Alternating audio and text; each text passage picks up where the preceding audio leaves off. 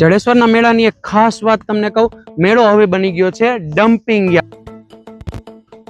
વખત ચારે તરફ તમે નજર જોવો, આપણે જડેશ્વરના મેળાને ડમ્પિંગ યાર્ડ બનાવી દીધો છે। આપણને એમ થયું કે વાંકાનેર મોરબીમાં ક્યાંય કચરાના ઢગલા નથી, તો આપણે મહાદેવની ટેકરીને જ કચરાનો ઢગલો બનાવી દીધો।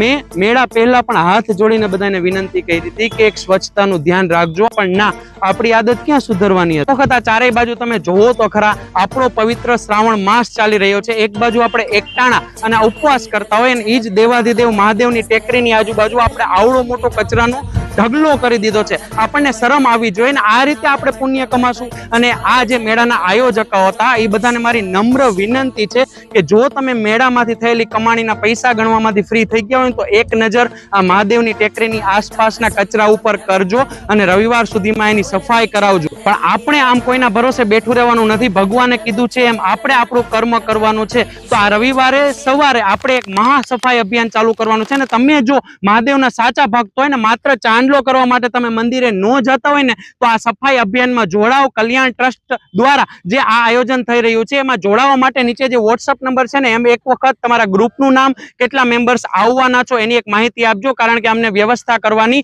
ખબર પડે। અને આ વિડીયોને તમારાથી શક્ય હોય એટલો મેક્સિમમ શેર કરો, કારણ કે બધાને કહો કે આ મહાદેવના મંદિરની રતન ટેકરી છે, કચરાની ટેકરી નથી।